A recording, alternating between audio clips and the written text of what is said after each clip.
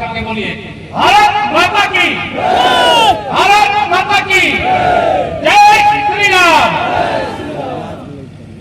Bharatiya Janata party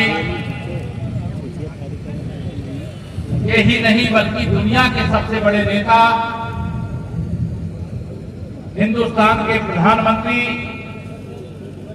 माननीय नरेंद्र मोदी जी के नेतृत्व में देश की सरकार के 100 वर्ष पूरे होने पर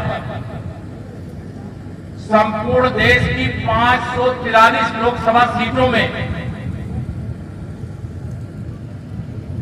इसी प्रकार की आयोजित जनसभाओं में से एक मऊ की इस जनसभा में जब आकाश से आग बरस रही है, इसके बाद भी आप कस से मस नहीं हो रहे हो। सबसे पहले मैं आप सबको प्रणाम करता हूं, आप सबको अभिनंदन करता हूं। मऊ की इस सभा में मंच पर आपके इसी माटी के लाल प्रदेश सरकार के अनुभवी कैबिनेट मंत्री आदरणीय के शर्मा जी, छोटे भाई कैबिनेट मंत्री और इस जिले के प्रभारी मंत्री श्री अनिल राजभर जी,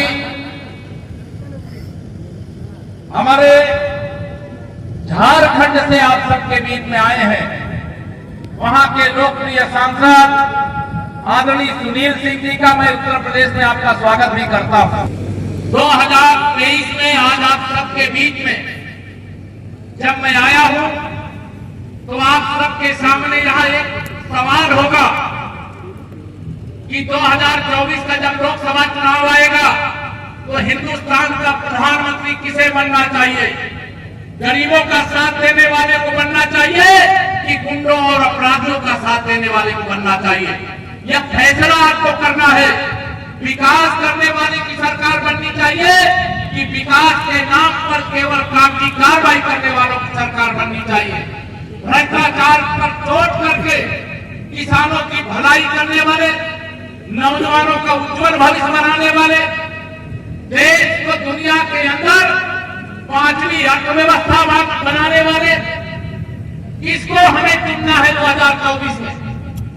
आज हमारा देश, हमारा प्रदेश, हमारा पूर्वांचल, अगर मैं आप सबसे सवाल करूं कि 2014 में देश में माननीय नरेंद्र मोदी जी के नेतृत्व में सरकार बनाने के लिए आपने मऊ लोकसभा से श्री हरिनारायण राजभर जी को यहां से चुनाव जिता करके भेजा था।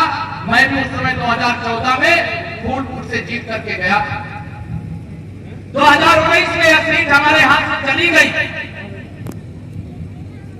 क्यों गई मैं उस पर जाना नहीं चाहता, लेकिन 2019 के लोकसभा चुनाव में हम उत्तर प्रदेश में 64 सांसद और 51% वोट प्राप्त किए थे।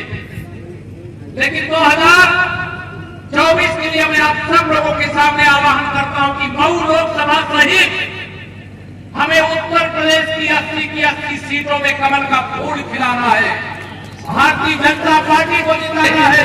लेकिन भाई बहनों, ये ध्यान में रखना, सपा बसपा कांग्रेस या तीनों एक ही थैली के चट्टे बट्टे हैं। 2014 के पहले का हिंदुस्तान याद करिए, जब भारत पर आतंकवादी हमला होता था, यही सपा बसपा के समर्थन से केंद्र में चलने वाली कांग्रेस सरकार के प्रधानमंत्री पहला आतंकवादी हमला हुआ तो वह कहते थे कि मैं इस हमले की निंदा करता। दूसरा, जब आतंकवादी हमला हुआ तो कहा बड़ी निंदा करता हूं। जब तीसरी बार आतंकवादी हमला हुआ तो कहा मैं बड़े शब्दों में निंदा करता हूं। लेकिन आपने जब देश की बात करो, 56 इंच के सीने वाले माननीय नरेंद्र मोदी जी के हाथों में सौंपी तो हमारे इसी पूर्वांचल से अनेक जवान सीमा की रक्षा करने के लिए तैनात रहते हुए उनकी सामर्थ्य पहले भी थी, लेकिन शासन कमजोर था। लेकिन आज शासन मजबूत है, हमारे सैनिकों ने सामर्थ्य दिखाई। जमुई में हमारे सेना के जवानों पर हमला हुआ तो सर्जिकल स्ट्राइक करके भारत की ताकत दिखाने का काम दुनिया को यह बताया गया कि अगर अमेरिका अपने दुश्मन को पाकिस्तान में घुस करके मार सकता है तो भारत पर आतंकवादी हमला करने के लिए आतंकवादियों को पैदा करने वाली फैक्ट्री चाहे पाकिस्तान के अंदर थी तो सर्जिकल स्ट्राइक करके एयर स्ट्राइक करके उसको भी तहस-नहस करने का काम हमारे देश की सेना कर सकती है। जिस तरह से पुलिस कस्टडी में और कोर्ट के अंदर हत्याएं हो रही है, कोई सरकार कोई पुलिस ये नहीं चाहती कि कुछ इस प्रकार की घटनाएं घट जाए।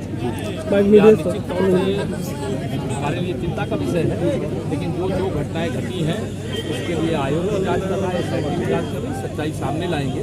हमारी इच्छा यही रहती है, हमारी सरकार की इच्छा यही है, जो इस प्रकार के अपराधियों के खिलाफ ठोस पैरवी करे उनको चाहे आजीवन कारावास दिलवाया जाए, चाहे फांसी के फंदे तक पहुंचवाया जाए, लेकिन हम कानून के माध्यम से सजा देने का प्रयास करवाएं। अखिलेश यादव सर रथ लेकर चले मगर कहीं दिखाई नहीं दे रहे हैं। अखिलेश यादव जी अभी तो दिखाई नहीं दे रहे, 2024 के बाद फिर विदेश जाना पड़ेगा। सर आपकी जनसभा में बलिया में हीट वेव भीड़ नहीं जनसभा में, भीड़ बहुत थी।